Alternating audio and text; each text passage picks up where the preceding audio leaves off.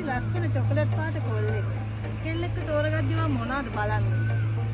කෙල්ලෙක්ව තෝරගද්දි මම බලන්නේ එයා උස්ස වෙන්න ඕනේ. මං ගාන්ට සෙට් වෙන්න ඕනේ.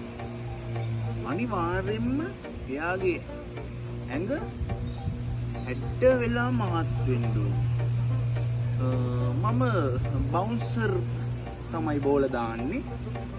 ඉතින් මේ හොඳට මැෂින් එකක් වගේ වැඩ කරන්න ඕනේ. විශේෂම එක තමයි එයා හොඳට බොන කෙල්ලෙක් වෙන්න ඕනේ.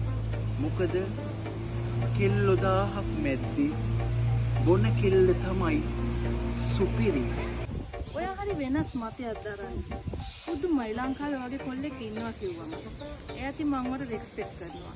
මට තව දෙයක් කියන්න තියෙනවා. හැමෝම කියනවා මන් නිකන් ගෝරිල්ලෙක් වගේ කියලා.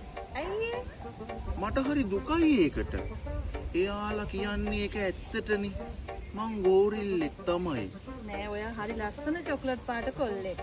නෑ මං ගෝරිල්ලෙක් වගේ. නෑ ඔයා හරි ලස්සන චොකලට් පාට කොල්ලෙක්. මන්නේ දන්නේ මම ගෝරිල්ලෙක්. නෑ ඔයා චොකලට් පාට කොල්ලෙක්. මම ඔබට එක සැරයක් කිව්වා මම ගෝරිල්ලෙක්. මේ පේනවනේ. මේ පේනවනේ මගේ පාට මේ. තෝ කණ්ඩල හැත්තේනවා මම ගෝරිල්ලෙක්.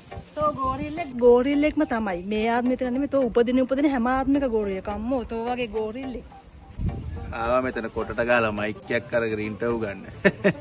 පෙද්දස් ඉන්ටර්වයුව. කනේ රින් ගන්න නම් පණුවෙක් වෙන්නම ඕනේ. ඒ සුරංගනා සොරු පෙන්වනා